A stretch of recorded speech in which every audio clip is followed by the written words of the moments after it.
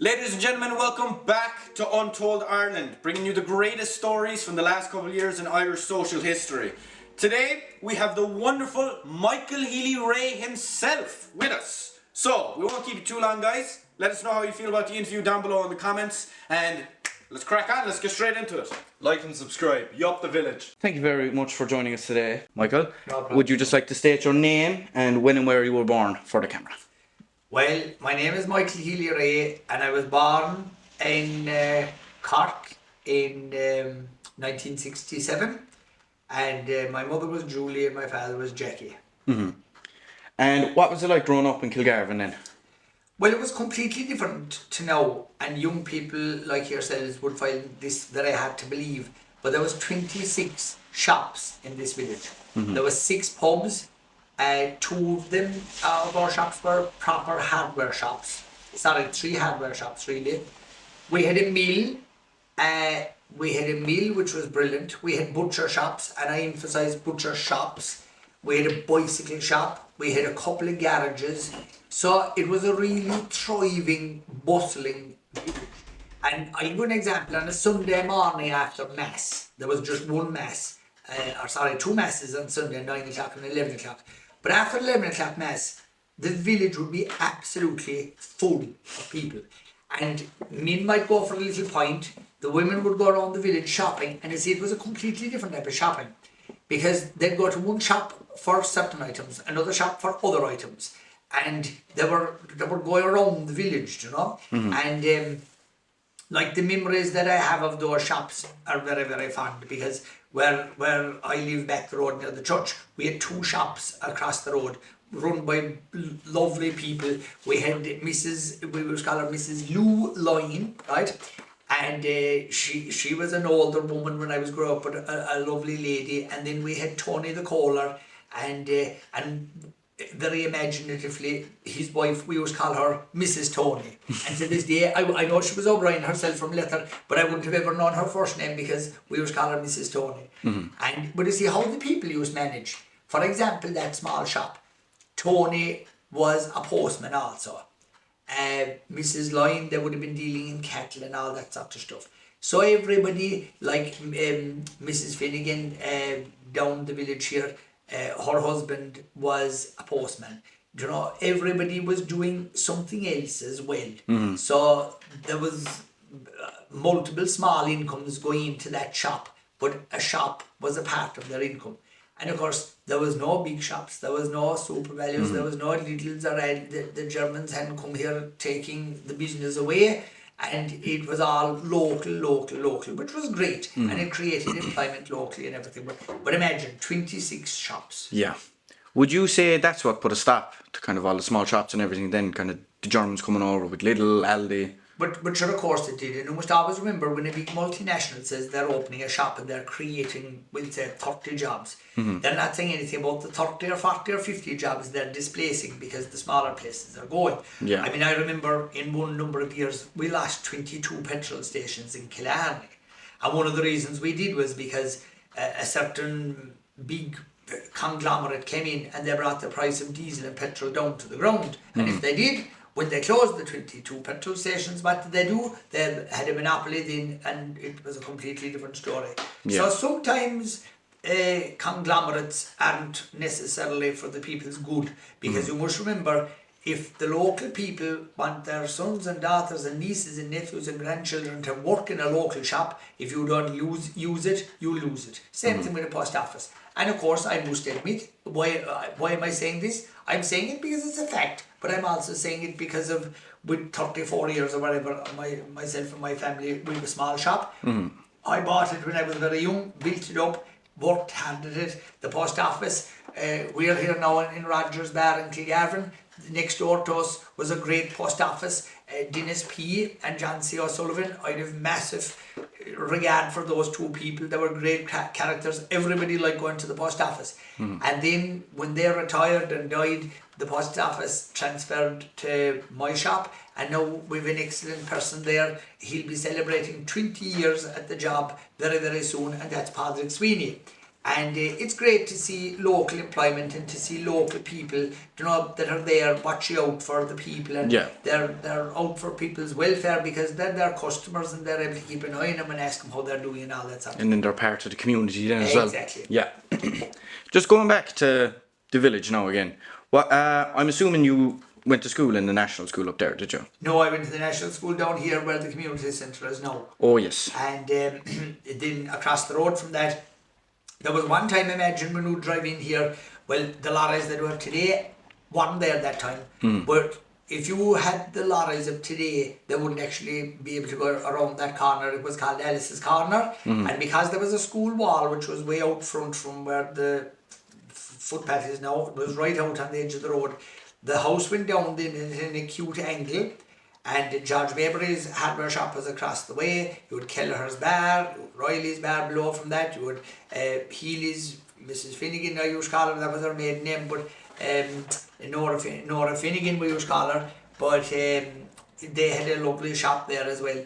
And it was very, very busy, but traffic wouldn't have been a thing. That the traffic of today couldn't have gotten around the turn because it was so tight. Yeah. It was a really tight corner. It was Alice's Corner. And Alice's Corner was a shop as well. And would you have any funny stories as well from just growing up in the school below? Any shenanigans that went on or?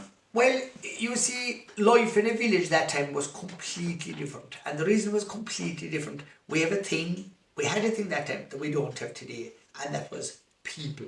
Like, you know, and I'm not just talking about Kilgarvan, I'm talking about every village. You could fall down now in a village in rural Ireland, and by God, you could be down for a while before somebody come along to pick you up. Whereas that time, if you fell down, there'd be somebody on top floor right away to pick you up because there was people. And there was business, there was activity, you know. Yeah. But one very unknown thing that happened in a pub across the way here, and this was going back now long before my time, but a man had a head injury. And at that time, there was no such thing as an ambulance to take him anywhere. There was one car in Kilgarvan, and the car was above an Incheese.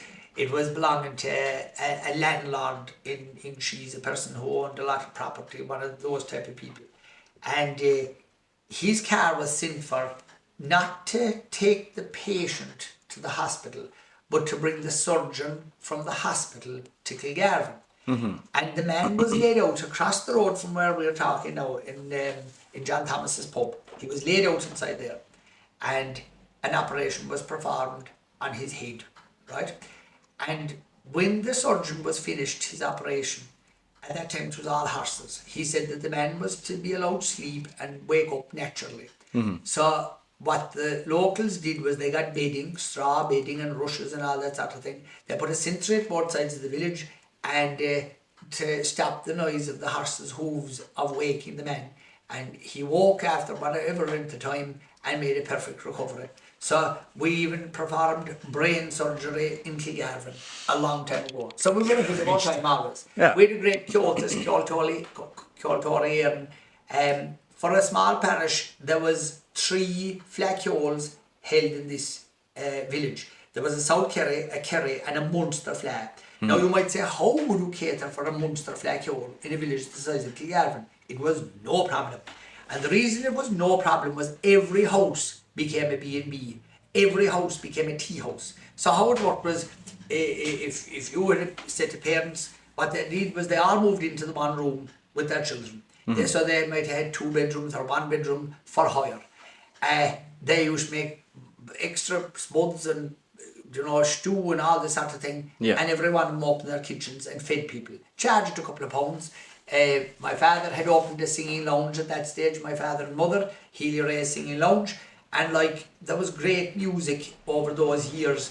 The likes of the Dublin City Ramblers, the Bards, great musicians all together. Dermot O'Brien. These are all big people now before our time, but if you Google them, would find out they were very big and, you know, like, had great careers after. Yeah. Dermot O'Brien was a master accordion player. He used to play the piano accordion. And like, to this day, I think of Dermot O'Brien because he was just, he was a gifted man. He went to America then, But we used to keep in regular touch, and after elections and things, my elections, my father's elections, he would contact us and all that sort of thing. He played with Cavan, I think. He played in New York. He was a footballer, but a very talented man. But I have great memories of all those people coming to the bar, and it was a real busy place. Like it was all people. Yeah. And but we had the nicest people in the whole world in Kilgarvan, and I have great memories of growing up because of the people and the stories. Then you're talking about stories. I could tell you stories till tomorrow about some of the characters that we had and how funny they were, how engaging they were, and like everybody was very, very special in their own way. Like Riley's Bar below in the village now. Young people today that find this hard to believe, but like John Riley, he was a great man behind the bar. He was as good as any woman at serving bar and all that sort of thing. Yeah. And he had a word for everybody. He was extremely intelligent, very witty. But he used to milk the cows every morning. And but where the cows used to be milked was in a shed that's right outside the back of Riley's Bar. So he'd go back up Russin and Owen, the Rileys have land back over there, back by my shop now, up that lane. So he'd bring down the cows, walk them into the middle of the village, which of course wouldn't be heard of now, like walking cows into the middle of a village, out into the shed out the back. He'd milk the cows, and he'd put back out the cows again. And then the pubs used to be open early enough that time, maybe 10 o'clock, and he'd be in behind the counter then, serving bar until evening time again. He'd run away, bring back the cows again, milk the cows again. But where my shop is, Johnny Randall's had a garage, and Johnny was a great man and provided a great service. He was an excellent welder and things like that, which was very much wanted in the village. But John Riley used to be bringing the cows. And of course, Johnny had a barrel outside the door for, putting the tubes into to see where the hole was in the tube. Yeah. So the cows, of course, used to walk in to where the canopy is now, in around the pumps. And there was pumps there as well, but maybe there wasn't a canopy and things. But of course, the cows would go in and they'd drink a bit of water. And what would be the first thing they'd do before they'd leave the 30 yard of the garage was they'd leave a message after him, and Johnny'd come then opening up his garage, and he'd be giving out to John Riley then saying, "John, will you try and stop the cows that come in around the garage?" And John Riley used to always say to him, Johnny, what do you want me to do? Put diapers on him, is it? And in a way, John Riley was ahead of the Jarvie men in Killarney, because the horses now have diapers, but Johnny Randall was insinuating that the cows should have had diapers long ago in Kilgarvan, so they were all ahead of their time. Yeah. But everybody was great. We had great people then, and like I could be lamenting about the people forever, but we had Master Hickey and Mrs. Hickey, and the reason I call them the Master and the Mrs. is the two of them were principals. Master Hickey was our principal, and a fine, tough man. But like, what I mean by that, he was a stern, authority figure. Yeah. But I liked that. And like from when I was a small boy until I grew up, like I was a lifelong follower of Master Hickey's, because he was a great businessman. He was teaching, his wife was teaching, but he was farming, he was buying cattle, he was buying hay, he was selling hay. He was like an all-round trader. He had a butcher shop. A very, very intelligent man, Yeah. And like, we were so fortunate in this village to have, respectable people like that.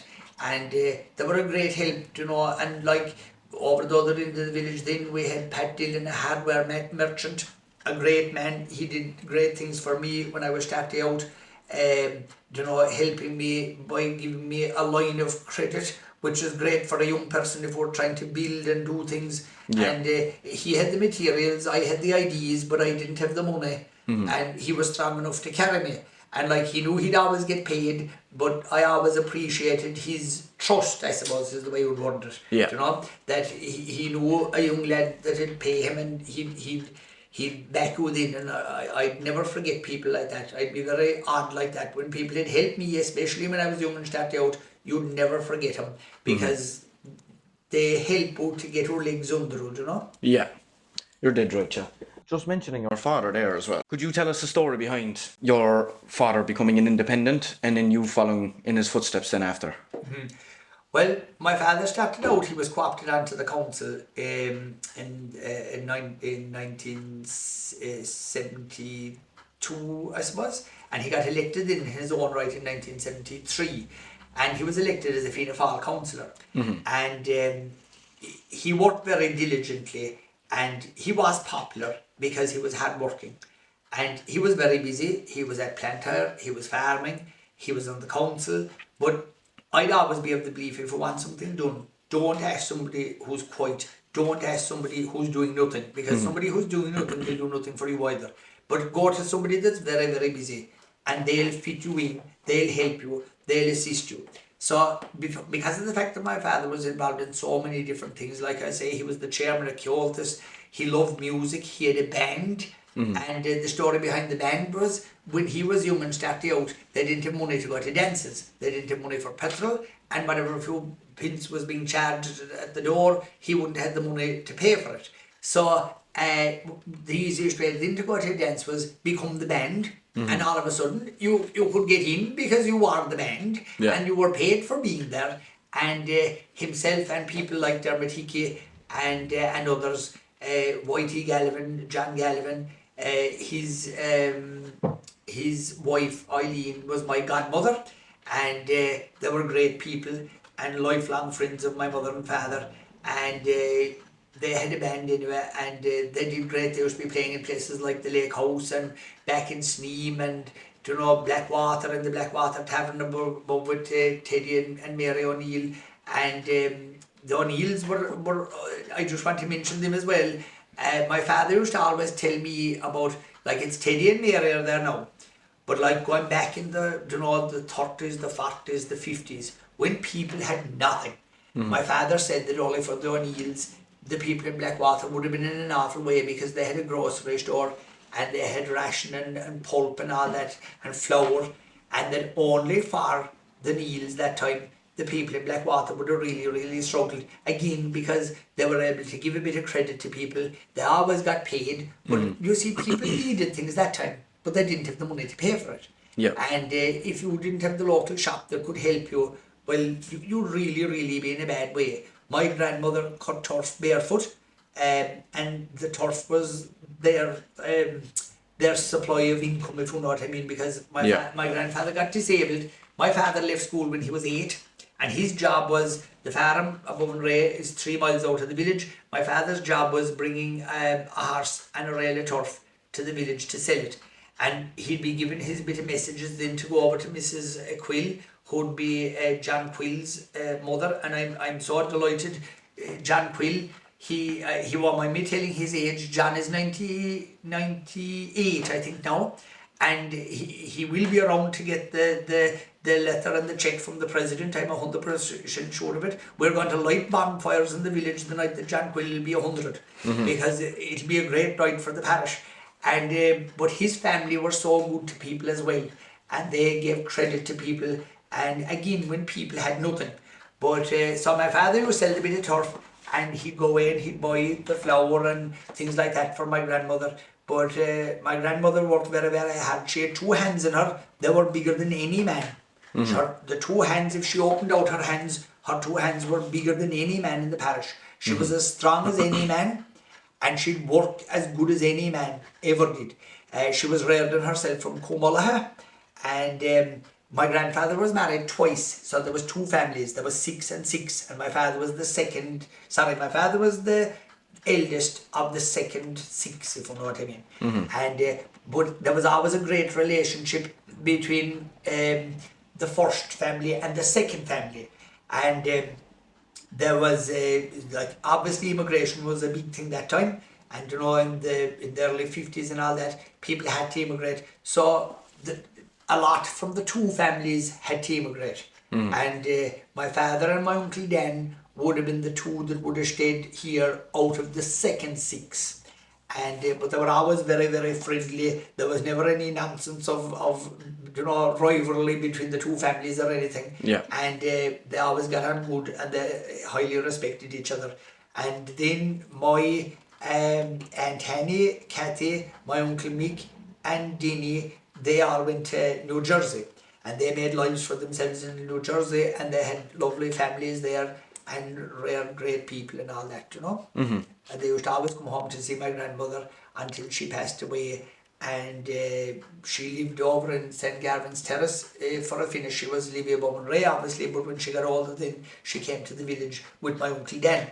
My Uncle Dan was always very popular because he used to drive the machines, you know, with the watermen and stuff like that with the council, but he used to drive the scholars as well, and he used to be at the cows, he used to be milking and helping my father, and but he was very popular on the school bus because he loved children, and you know, if a day was wet and if a child's house was down off the road, there was no way in the world that Dan would let him walk down because he didn't want him to get wet. He'd be turning the bus below, and of course the last thing he'd say to the young fella then or the young girl, when, you know, because he was a character, like he never got married himself, but he was a very funny man, and he used to always say to the young lads, will you give your mother a message for me?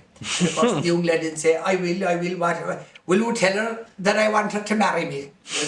And of course the young lad used to be awful confused, and they'd be going to the house saying, Dan Ray said to tell you that he wants to marry you.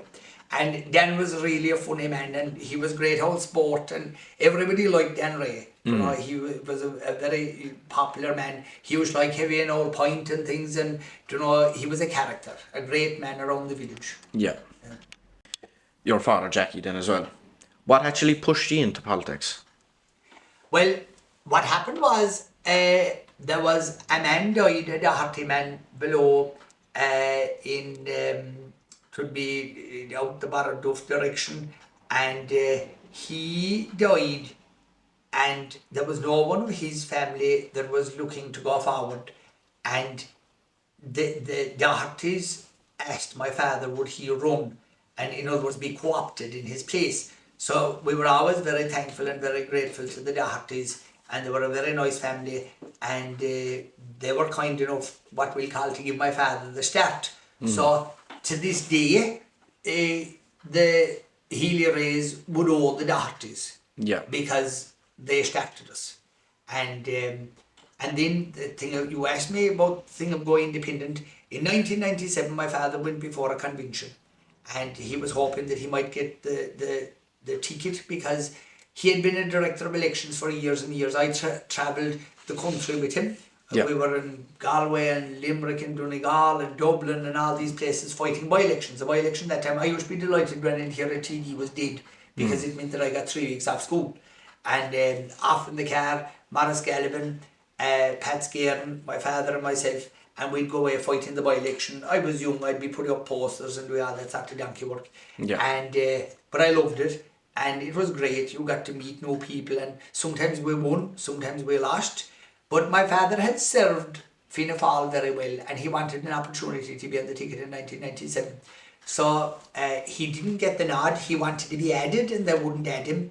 And he went up and met Bertie Ahern, and people like Maris Gallivan and Richard Rollinard and people like that, Paddy Callahan and Killarney. They were all with him and, you know, encouraging him. And eventually, anyway, to make a long story short, he ran as an independent. I had the privilege of being his director of elections for the 97, 2002, 2007, those 3 elections.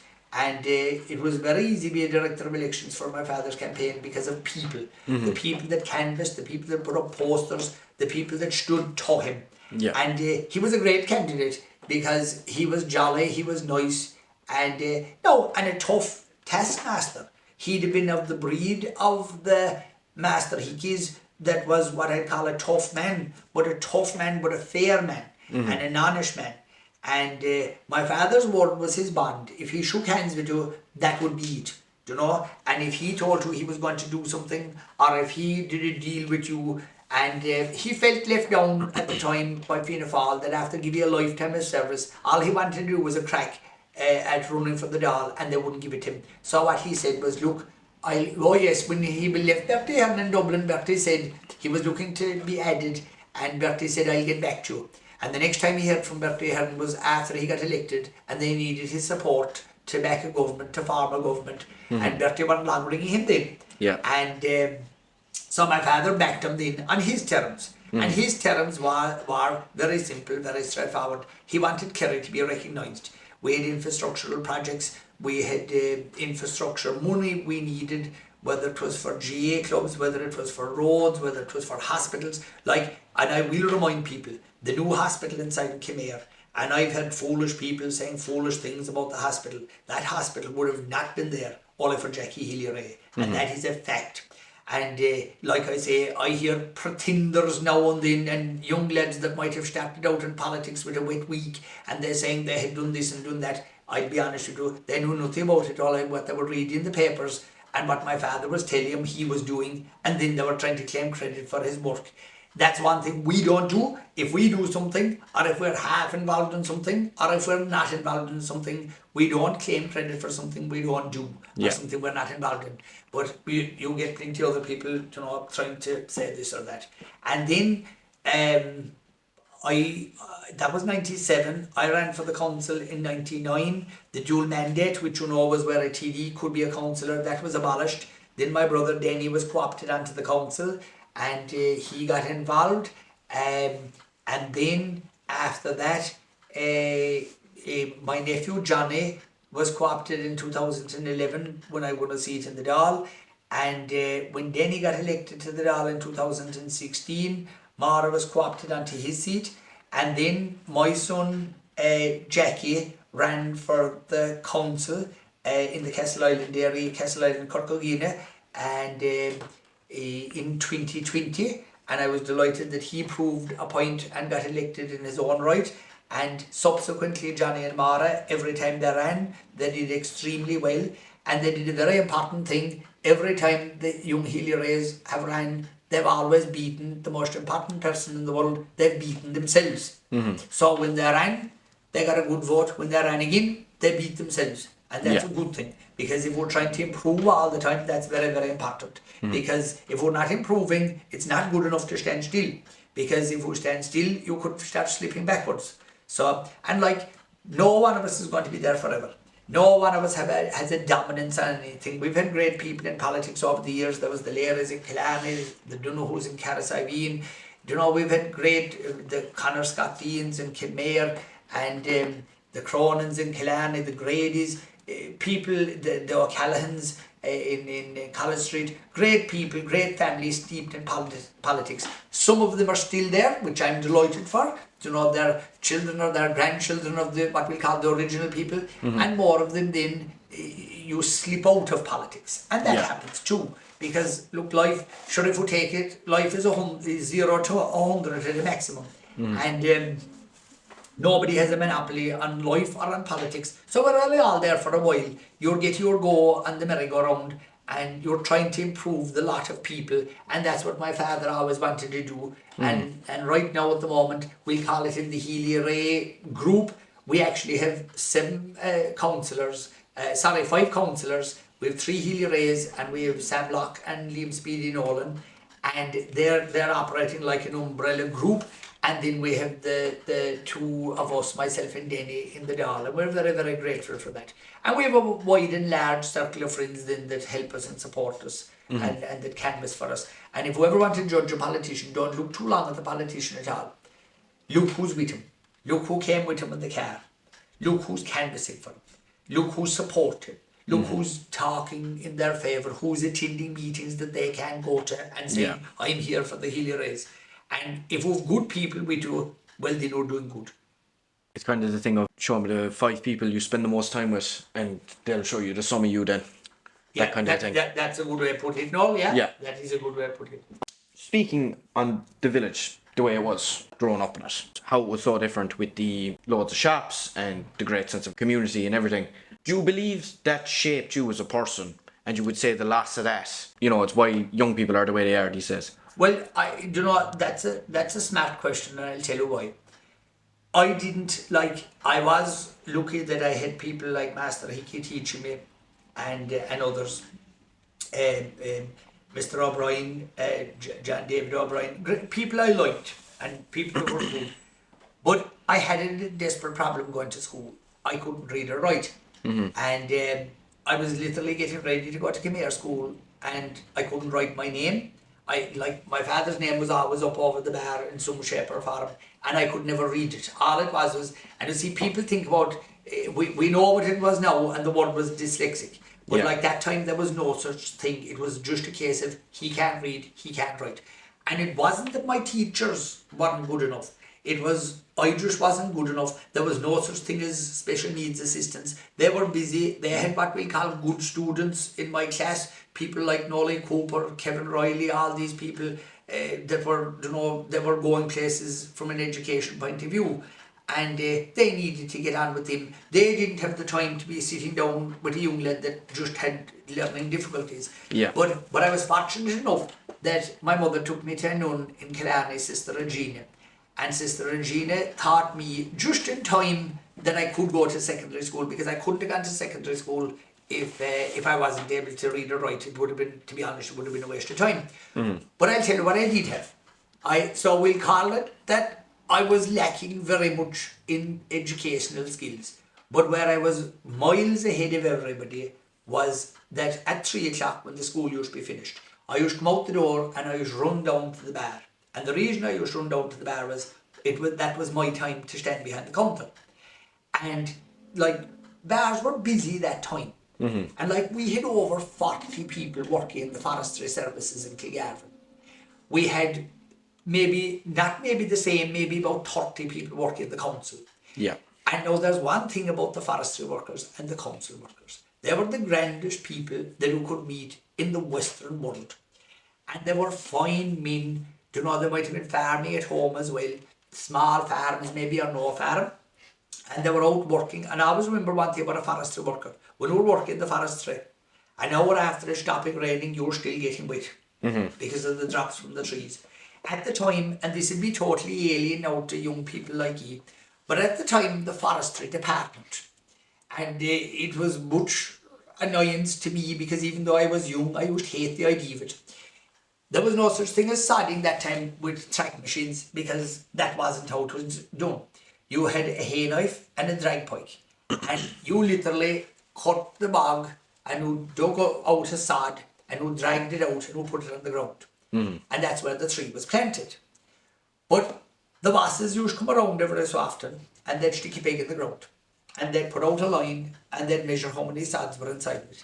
And if you didn't have so many sods inside your, we'll call it your inspected area, you'd be docked. If you didn't open so many yards of a drain in a day, you could be docked. If it was wet, you were docked. Everything was docking, right? And like, they really had to work hard. The council workers had to work very hard. Yeah. The machinery that's there now today wasn't there at that time. And a pile of the work we were doing was you had section men that used to go around with a bicycle, and they'd have certain sections of road to keep the drains opened and cut the hedges and all that sort of thing, because the machinery was so lacking. And but those men used to come into the pub in the evening on their way home. And they might have a couple of little drinks, and they could be wet and they could be cold and they could be hungry, but they'd have their couple of pints. And all I had to do was serve them, keep my mouth shut and my ears open. And I can tell you, I learned from those men. And I learned what work was, and I learned what respect was, and I learned how appreciative we should be of people who work hard. And we have a lot of forests around Kilgarvan now that those people planted. We have a lot of roads around Kilgarvan that those people built. And they were great people. And I admired them. I knew every one of them. Their wives used to be in maybe on a Sunday, and you would see a different side of them then, because they'd been with the wife maybe on a Sunday, but you would have them the other days of the week. And you see, it wasn't for the drink they were coming. It was for the camaraderie of meeting up in the evening. And like, you could have everything. You could have football, hurling, politics, girls, everything in the world was discussed in the bar. Yeah. And again, all you had to do as a young boy was keep your mouth shut and keep your ears open. And I was like a sponge. And of course, the one reason I was like a sponge was I wasn't reading books. I wasn't, reading anything. So all that world was something that everybody else did. Yeah. All my classmates, they all did that. But what I had was talking to people and listening to people. So if you want to know where I got educated, it was inside in a bar, listening to workers, farmers that were coming in, during the day, all that sort of thing. And it was a great way of life. And I don't know, if I could have grown up anywhere else, or if I could have done anything else, I wouldn't have taken it for all the tea in China, because it was so important to me. Just moving away from that now, what would you say in terms of development of the country or development of the village would be the biggest change in your lifetime? What made the biggest difference to kind of just helping the community? Or Well, you see, the world is completely different now. So one of the things we do need, and which we are doing, and it's so many million miles away from the way life was that time, is proper connectivity. Like, there was one time, if you had electricity inside the house, when my mother came from America, not every house had electricity. She was working on the 76th floor of the Empire State Building for the Syrian Consulate, and she came over here to a village where many houses in the countryside don't mind not having a phone, they didn't have electricity. So you could imagine the culture shock that was. And she could speak 7 languages. She could speak and write Arabic, French, German, Italian, and and here she landed to a place where there was not rural electrification hadn't really happened. There are 2 cars on the roads. But now, what's as important as electricity or sewer or water in a house is connectivity, fibre broadband. And that is being rolled out. That is very important, because the way the world is now, you can work from anywhere. You can work from your car, you can work from home, you can work from the side of a hill, virtually, you know, and provided you have those services. So that type of thing is important. I very much appreciate when young people want to go abroad, right? And we'll say, you're a young man, Noel. If you said to me tomorrow, oh Michael, I'm going to Australia, I'm going to America. And if you were saying that with a smile on your face, and if you were saying, I'm going for a while, I'm going for a year or 2, I'm going to see what it's like, I'd be saying, God, isn't that great, Noel? And I'd be delighted for you. But what would worry me gratefully is if you were to say, oh, I have to go to Australia. yeah, Because I can't get planning permission for a house, I can't rent a home, I can't do this, I can't do that, I can't get proper work. And if you were saying I have to go, there's an awful difference between wanting to go and having to go. Forced immigration is bad. Optional immigration is great. My uncles and aunts, like I said, they had to go. There was nothing here for them. There was no money. There was nothing. And they had to go and make a life for themselves. And like some people leave here by choice, more people leave here out of necessity. So that's a very important thing, you know. What's your opinion on that, actually? Just kind of all of the young people about my age, like my peers. I know a lot of my cousins have gone over as well, just all going over to Australia. If they go, passports, you know, and airplanes go both ways. And a passport can take you to a place, but it can bring you home as well. Yeah. If they go, make a bit of money, come back, you know, that's great. I got great satisfaction there. I think it was maybe the day before yesterday. I rang a young boy working in a mine outside in Australia. And I had been working on a little thing for him about planning permission. And I was ringing him with good news. And when I told him my bit of information, he said, well, that makes the difference to me now, he said, of coming home and not. And he said, I know exactly what I'll be doing from now on. And what that meant was he was going to be gathering, scraping, saving, working to put together a little nest egg, come home, and then get going here himself. Yeah. And whether that was in business or at home or whatever, but like if you can get a start in life, and like if that means going away and doing something, that's fine once you get to come home. Because if we lose, we'll say you tomorrow. Sure, we're not just losing you. We're losing potentially the children that you would have in the future, and the next generation. Sure, if we take it to its logical conclusion, if one person goes, that could be the loss of hundreds and hundreds of beautiful people that we could have had here. Yeah. And that's an awful loss. Like, it's not one person is going. It's the hopes and the aims of the parents and the grandparents that they don't get to see you growing up. They don't. And I know Skype and all these things are great, but like I know grandparents, for instance, that don't get to meet their grandchildren very often.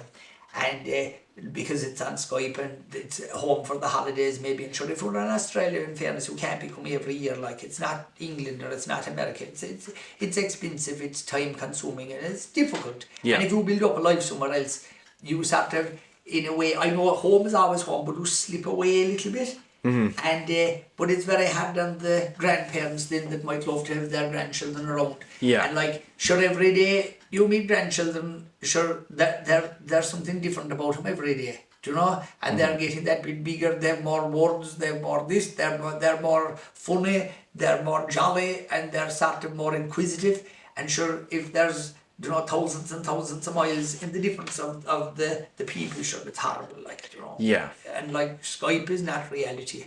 A lot of it, when people come home, then they'll be here for like a week at home and they'll have a great time, and then they'll be dreading going back. Then, like, I know someone who was like that, and Skype isn't the same as just sitting down in front of the telly with your family and having a cup of tea or, you know, a packet of biscuits or anything like that.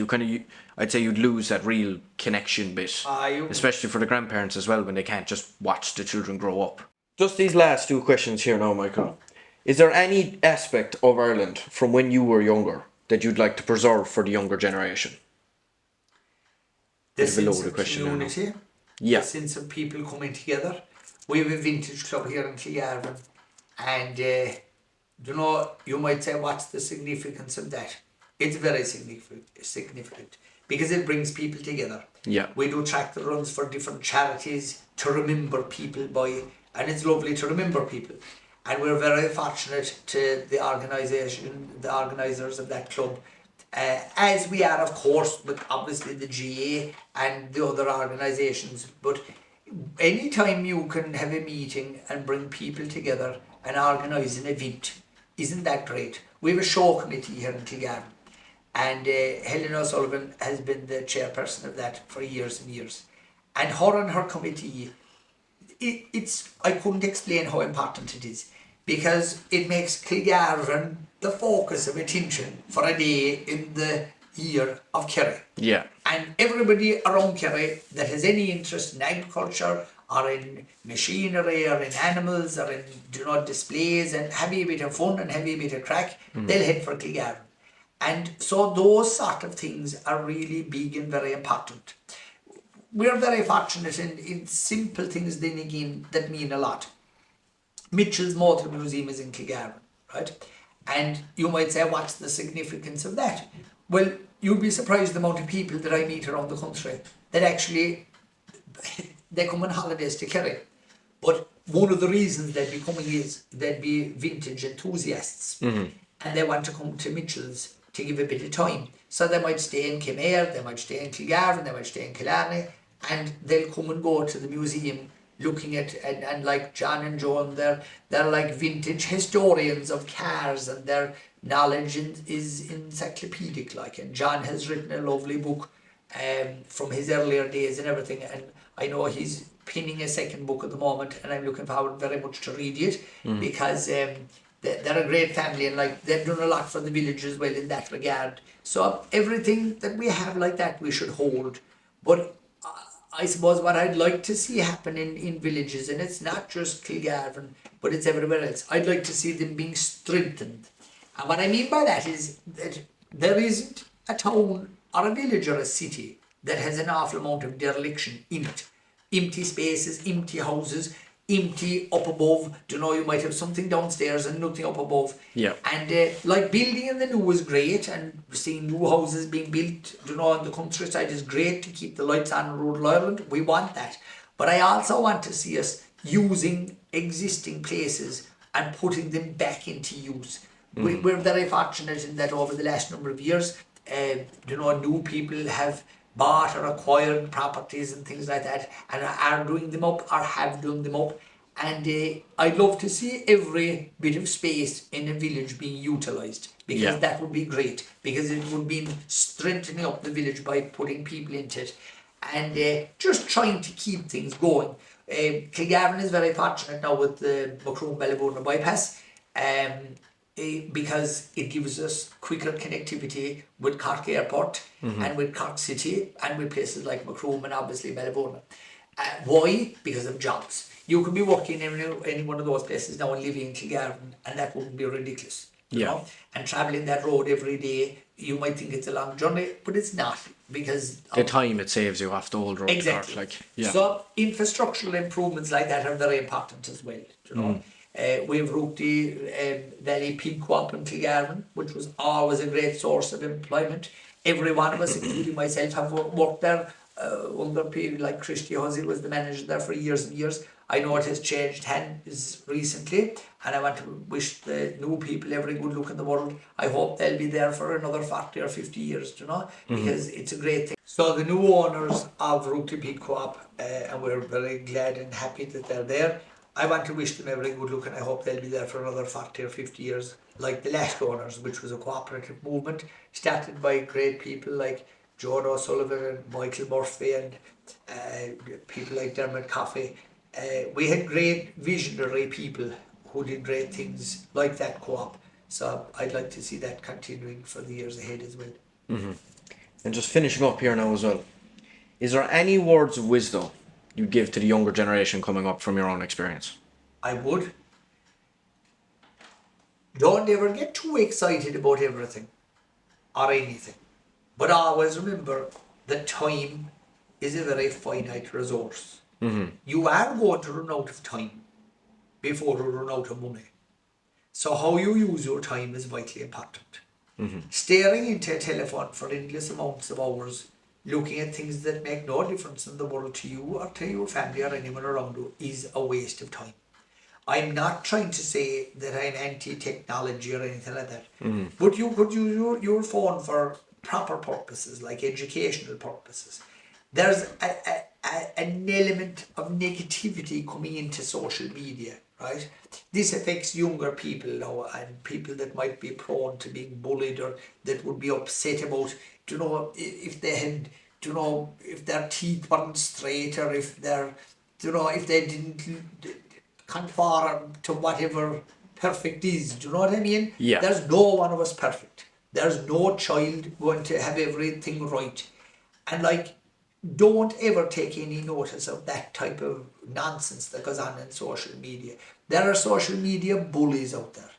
People who are just so full of negativity, they could explode.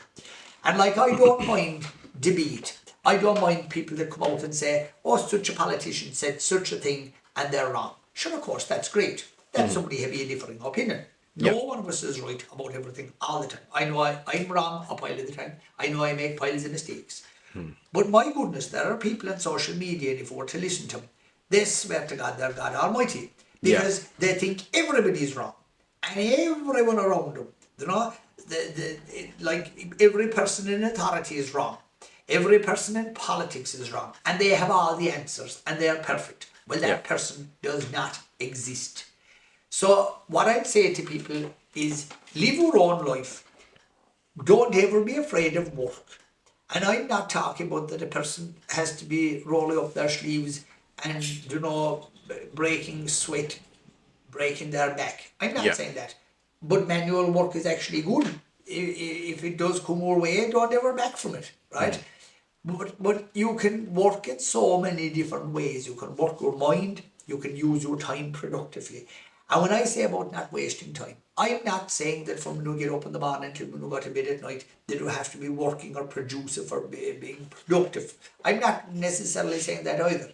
But you can use your life to such good advantage. Do you know? You can do good for other people. You can, you know, do things that are enjoyable. It could be sports, any type of sport. It could be going for a walk, going for a run, going for a cycle, you know, taking care of pets, doing anything. Yeah. But do productive things. But like, I have a sort of an aversion to lying down because I believe we're going to give so long lying down. When we're dead, I wouldn't like to be practicing so much now. So, like, the longer you can make your day. Yeah. And again, it's not about earning or anything like that. Obviously, you have to earn a living. You have to earn a crust. Yeah. And like, people should get that mentality into their head anyway from a very, very early age. And you should always try to save a bit of money. Because if you save a bit of money, you might have the age on that would be able to buy things or do things, you know, that would help you along the line. Yeah. But getting into this habit of saving when you're younger is a great thing. And it's always great to have a safety net as well then. But sure, of course it is. Yeah. And do you know, appreciating things that are around you, appreciate your family, appreciate your grandparents. It upsets me a lot if we go into a home now today and if it's a nice modern home and it has a very big fridge with very little food. It has a fire with no fire in it, and maybe the older people are in a nursing home, the children are in a creche, and the house is empty. Whereas the model long ago was, there was always a fire going. There wasn't a fancy fridge, but there was a pile of food in the house. Yeah. And if an army came in, they could be fed because there was enough to feed a lot of people inside the house. The younger people were learning from the older people because they were playing with the grandparents. The grandparents were learning them about life, and that was a great education. Yeah. And we're missing an awful lot of that now. And again, we're very fortunate that the way the world has gone. Yes, of course, we have to have nursing homes because people can be staying at home, maybe mind the older people. People are living longer now than they did before. So that brings complexities and problems because, you know, you have all different types of ailments like Alzheimer's and different things. And those type of people do need care and they can't stay at home sitting by the fire maybe. But you can see the analogy that I'm drawing that we have a different world now in comparison to not that awful long ago, to even like just going back even like to the 70s, to the 60s, 70s and even early 80s. Things have changed an awful lot. And now the other thing then is that, and I want to start to say this because I believe it's important. People talk about the good old days, right? Yeah. And they wondered that sort of way. But you must remember, these days aren't bad either in another way. Because if you do look at what we had that time, coming back to when my mother came from America, and when you were to draw in water, when you had tilly lamps and gas lamps for light. Like, look at the fact now that like when I was growing up, there wasn't a handful of phones in the parish. Our number was number 15, so we were the 15th house in the village to have a phone. I could tell you that number 1 was Kilgarvan Post Office. Number 2, I think, was the Presbytery. Master Hickey was number 3. And so that's how scarce phones were. Yeah. And now, sure, the Everybody has child of 10 has a phone now in his pocket. Sure, Yeah. if we went into a house today and said how many phones are inside this house, there could be 10. So look at from a technology point of view how much we've progressed. Motoring, like so few people had a car. The quality of housing, the quality of business, the quality of everything. Like things have moved on, and you can't be saying, oh, the good old days were great and now is bad. Now is good as well, but we have to work to try and make sure that we're not letting people behind us, be it young people or older people. There is one bewilderment to me that I'll never understand. Later on this evening, I have to give a call to an acute hospital, to a general hospital. And if tonight, in the middle of the night, a farmer has a cow with trouble, within 2 hours, it doesn't matter if it's 2 o'clock, 3 o'clock, 4 o'clock, 5 o'clock, within 2 hours you will have a vet in your yard. Yeah. In your yard. But if your grandmother or your grandfather needs to go to an A&E and to be seen by a doctor, you could possibly be waiting 10 hours, 15 hours. That's not the fault of the people working there. Yeah. It's the fault of management. It's our fault. And when I say our fault, I mean as politicians. We're failing. We're pumping billions and billions of your taxpayers' money into the health service, more than ever before. I know I'm only off the top of my head. In the last, say, 8 years, we're probably spending maybe 8 or 9 billion more a year now on health than we were that time. Those very short few years ago. And we still haven't gotten it right. Because if your grandmother wants to see a doctor in the middle of the night, the odds are she will not get to see one until tomorrow evening. That's all. When I was growing up, the doctor would come to the house to you, you know. Like if a doctor came to the house to you, no, they'd hardly come to certify you did. Yeah. So like that's the way things have changed. So you have to look at the positives and the negatives. But again, it comes back to social media. You have the people who are saying, oh, everything is wrong and everything is wrong. They're not admitting that anything is right. And Yeah. like, a lot of things are right. And a lot of things are good. And we have a social welfare system. Again, coming back to my grandmother, when she was going to the bog barefoot, there was no such thing as a social welfare payment. And when she became a widow, like there was very little money going that time, you know. And whereas now we have structures in place to help people, and we must always do more, whether it's older people, whether it's disabled people. Because of the high cost of living, we have to take care of people, and we have to be kind and caring, and as politicians we have to do that, and we have to be very mindful of that. But going forward, I would hope that the young people, again, that they'll use their time wisely and appreciate the things that are around them, and listen to people that are older than them and learn from them. I have great confidence in young people.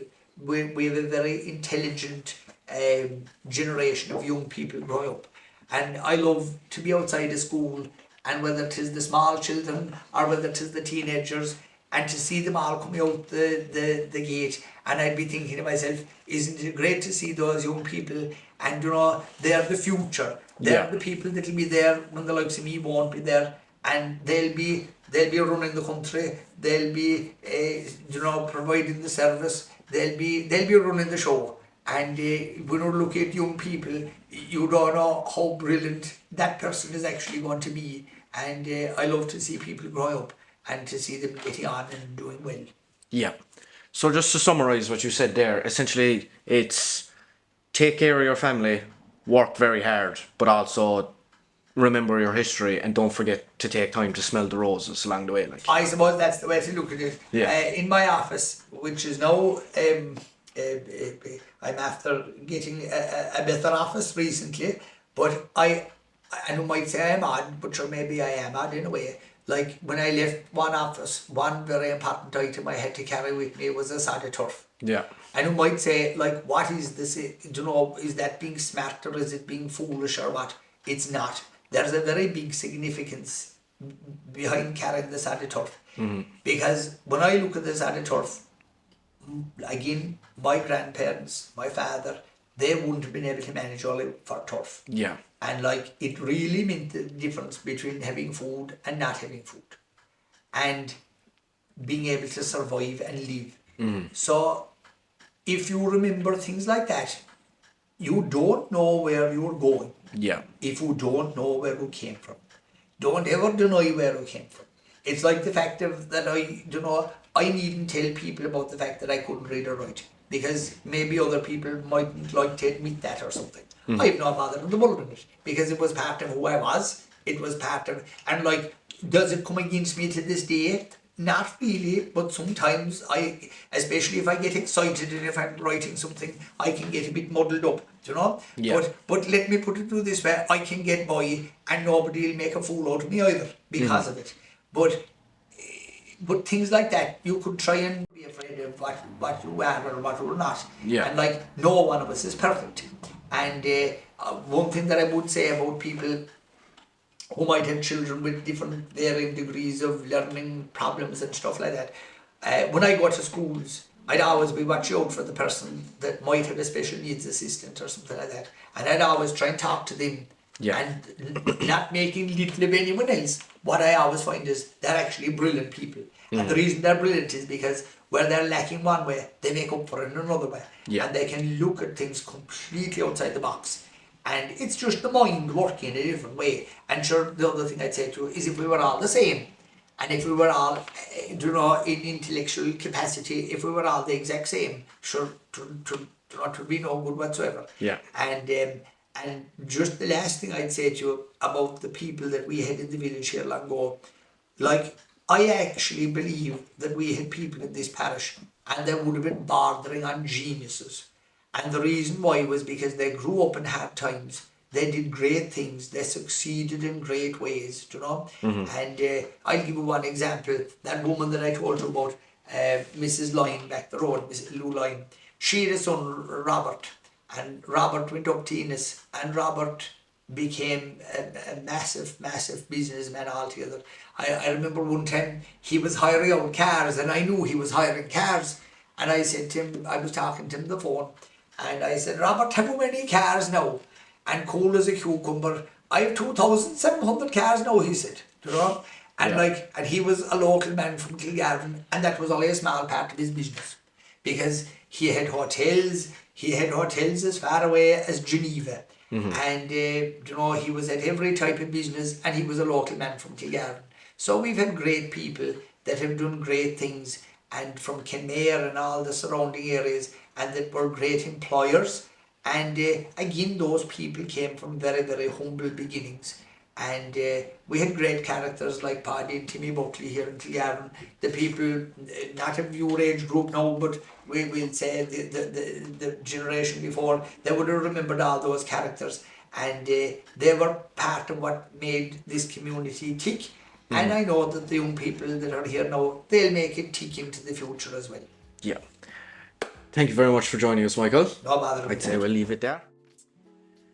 Right, so ladies and gentlemen, thank you so much for watching the entire video. To those who didn't skip ahead, yeah, just check out our social medias: Instagram, Facebook, TikTok, Twitter, or X. You know, if you'd like to support us as well, you could check out our YouTube membership feature, or you know, check out our Patreon. There'd be the main two ways to support us if you just enjoy the content and you'd like to help us out with what we're doing here.